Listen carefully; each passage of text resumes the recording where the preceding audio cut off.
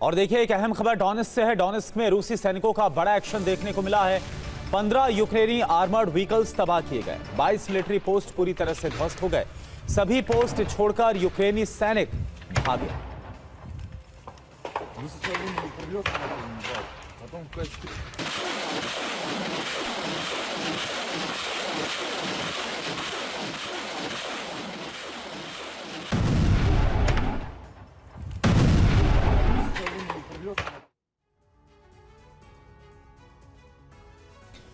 तो यूक्रेन ने एक बार फिर से पुतिन के क्रोध को भड़काने वाले हमले को अंजाम दिया। मंगलवार की रात यूक्रेन ने रूस के 3 तेल ठिकानों को निशाना बनाया।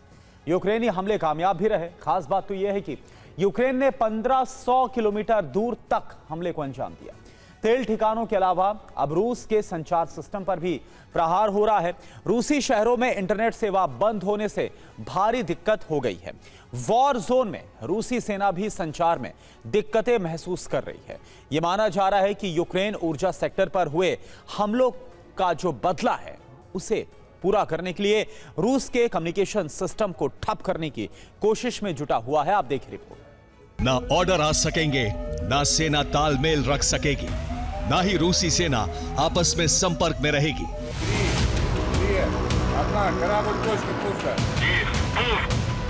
यूक्रेन का नया प्लान अगर अंजाम तक पहुंचा तो रूसी सेना को भारी मुसीबतों का सामना करना पड़ेगा।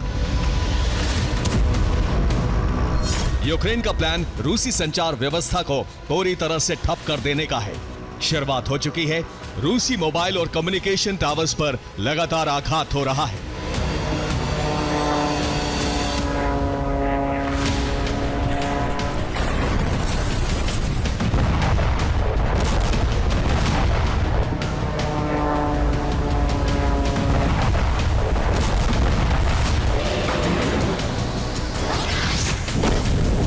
वॉर जोन में रूसी सेना के टावर्स को नष्ट करना आसान है, लेकिन यूक्रेन अब ड्रोन से रूसी शहरों में भी इंटरनेट ठप कर रहा है।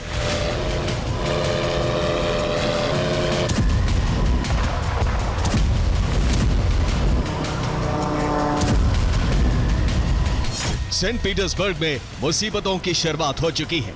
50 लाख से ज्यादा लोग बिना इंटरनेट के हैं। टैक्सी बुक करना, खाना ऑर्डर करना तो मुमकिन ही नहीं है। बैंक से जुड़े काम भी लोग बिना इंटरनेट के नहीं कर पा रहे हैं। यूक्रेन ने मंगलवार को रूस पर ताबड़तोड़ हमला किया। लॉन्ग रेंज ड्रोन और पश्चिमी देशों के इंटेलिजेंस की मदद से यूक्रेन का हर प्रहार सटीक निशाने पर लगा।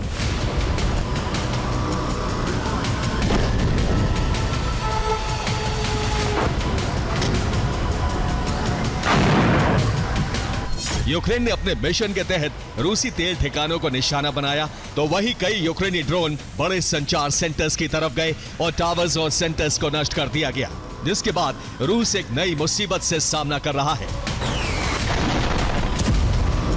सेंट पीटर्सबर्ग की तरह ही ओलियानोवस्क में भी इंटरनेट सेवा बंद कर दी गई है। दलील दी गई है कि ऐसा सुरक्षा कारणों से किया गया है।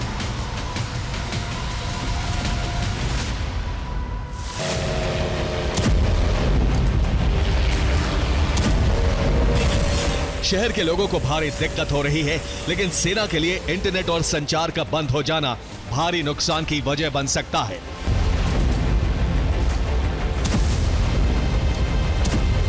फ्रंट लाइन पर कई संचार टावर्स को नष्ट किया गया है। रूसी सेना के संचार वाहनों को भी निशाना बनाया गया। बर्फबारी में रास्ते बंद होने के बाद संचार बेहद अहम है। रूस में संचार सिस्टम से जुड़े टावर्स को बचाने के लिए रूस ने कोई खास इंतजाम नहीं किया है, जिसकी वजह से यूक्रेन के लिए यह बेहद आसान टारगेट बन गया है। लेकिन रूसी तेल ठिकानों पर हमले का सिलसिला थमा नहीं है।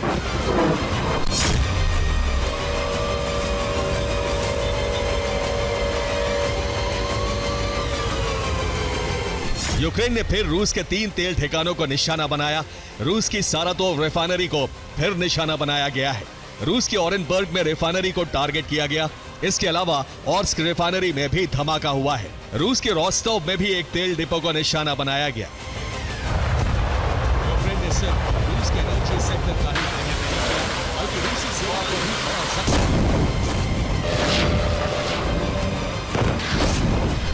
तेल डिपो एक रेलवे स्टेशन के करीब है। रिपोर्ट के मुताबिक यहां ड्रोन से धमाका हुआ, लेकिन बड़ा नुकसान नहीं हुआ।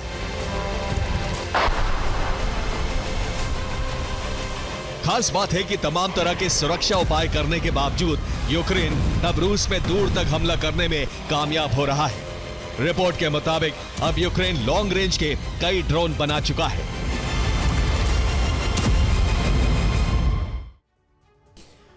यूक्रेन टॉमहॉक मिसाइलों की मांग कर रहा था, लेकिन अब यूक्रेन अपने घातक ड्रोन से रूस बहुत भीतर तक प्रहार करने में सक्षम है। यूक्रेन ने रूस की जिस सारातोव रिफाइनरी को निशाना बनाया, अब वो बॉर्डर से 1100 किलोमीटर दूर है। अब यूक्रेनी हमले का दायरा और बड़ा हो चुका है। रूस के ओरेनबर्ग में भी हमले हुए। ये बॉर्डर से 1400 किलोमीटर दूर है। यूक्रेन ने यहां पर भी रिफाइनरी को निशाना बनाया और इस रिफाइनरी बॉर्डर से 1500 किलोमीटर दूर है। यूक्रेन यहां पर भी हमले में कामयाब हुआ।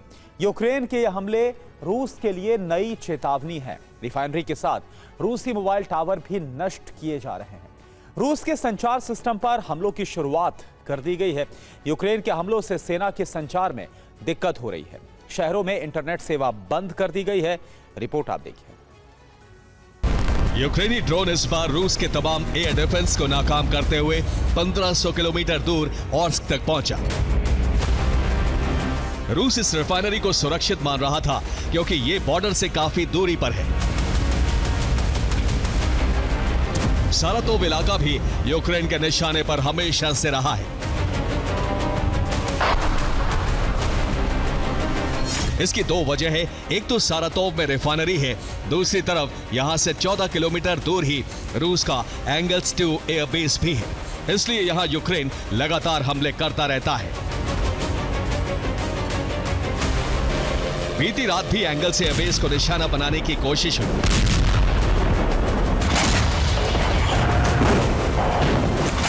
सारातोव में कई धमाके हुए, लेकिन एंगल्स के पास मौजूद एयर डिफेंस लगातार यूक्रेनी ड्रोन गिराते रहे।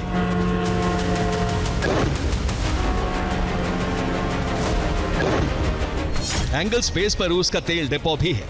बेस पर जेट फ्यूल का स्टॉक रखा जाता है। यूक्रेन पर हवाई हमले भी यहीं से होते हैं। एंगल्स बेस पर इस साल भी कई बार तबाही मच चुकी है, इसलिए बेस को बचाने की हर मुमकिन कोशिश की गई है।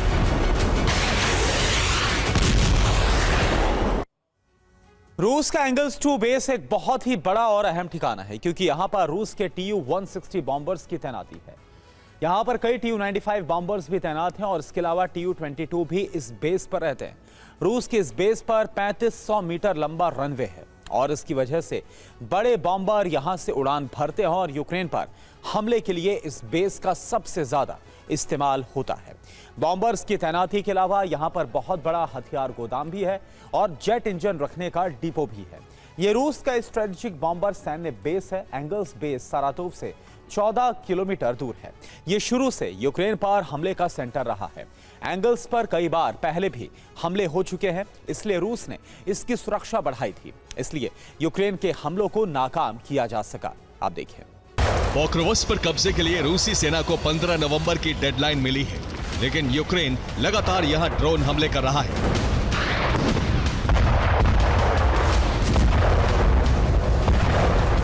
यूक्रेन रूसी सैनिकों के छिपने वाली जगहों पर भी हमले कर रहा है ताकि रूसी सेना मोर्चा न बना सके।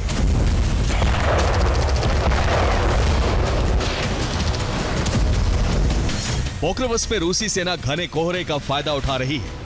रूसी सेना पर ड्रोन हमले में यूक्रेन को मुश्किल हो रही है। दक्षिणी इलाकों से रूसी सेना पोक्रोवस्क में घुस रही है।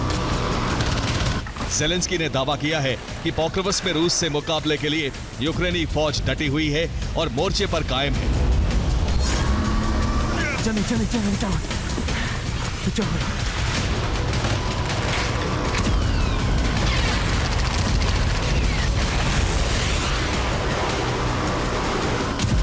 यूक्रेन ने हमलों के अलावा फंड जुटाने के लिए भी ड्रोन का प्रोडक्शन बढ़ा दिया है।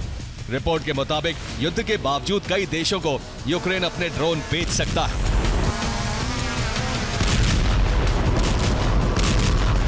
यूक्रेन में ड्रोन एक छोटे से उद्योग के तौर पर कायम है। आम लोगों को भी ड्रोन प्रोडक्शन के काम में जोड़ा गया है, जिसके बाद घरों में भी ड्रोन का प्रोडक्शन शुरू हो गया है।